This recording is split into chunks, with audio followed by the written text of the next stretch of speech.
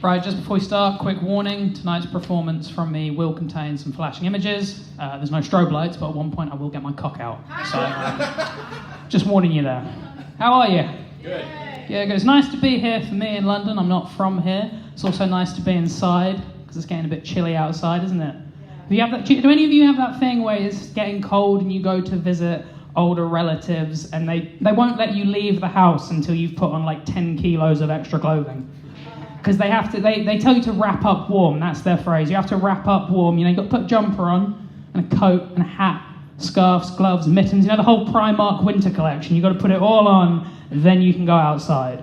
Because that's the thing, they don't want you to catch a cold. That's what they always said to me. Don't want you to catch a cold. I got to remind these people that I'm from Stevenage and the common cold is too afraid to come near me in case it gets something worse. You know, like stabbed.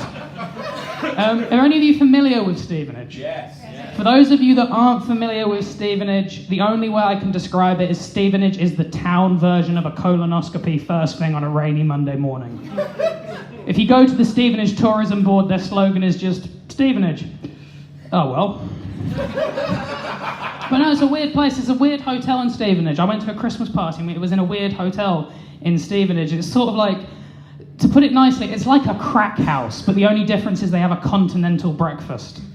Now, I don't know the first thing about running a successful hotel, but I do know that the one thing differentiating you, your hotel, and a crack house should not be a small selection of mediocre pastries. And it's just in a weird... It's not the hotel itself, it's the location of the hotel, which is right in the town centre. So when you wake up in the morning, you pull back your curtains, your view is not that of luxurious scenery, it's just of a man kicking a pigeon to death for no other reason than he's on his 6th can of Stella and it's not even 10 a.m. yet. Do you guys like drinking? Do you like to go out for a drink? Yeah. I don't so much, because I know if I go out for a drink it means my fiance wants to come with me, and that's a bad idea because I end up looking after her for most of the night. Because she likes to think she can handle a drink, but she can't. That's the problem. She's got what I like to call the Oscar Pistorius drinking style, which is you give her 2 shots and you'll find her crawling along the bathroom floor begging for help. Absolutely tragic. But also, she has bad ideas when alcohol's involved. Just flat out bad ideas. A couple of weeks ago, she went out and she had pre-drinks at a friend's house. She got absolutely smashed at the pre-drinks. I said to her the next day, I was like, what is the point of that? And she went, oh, well, you know, what happened was we wanted to make fishbowl cocktails, but we didn't have half the main ingredients, so we just replaced them with vodka. That is a terrible attitude to have towards any recipe. You would not see that on MasterChef. Can you imagine? For his main course, Michael has made pan-fried scallops with an English pea puree, smoked pancetta, and shaved truffles. But he's forgotten most of those ingredients, so he's replaced them with gin and special brew. And you just pan to the judges, and Greg Wallace has demolished it in typical fashion, and now he's just off his face, hoping that the next guy's made a kebab.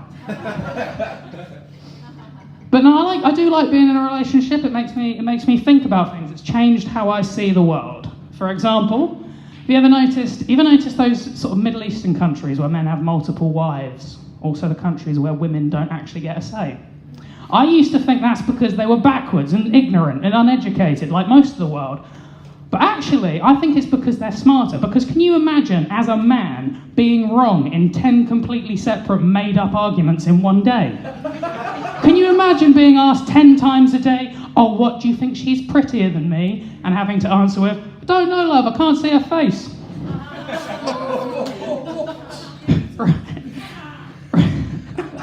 Right, I'll leave you with this. Fact about relationships.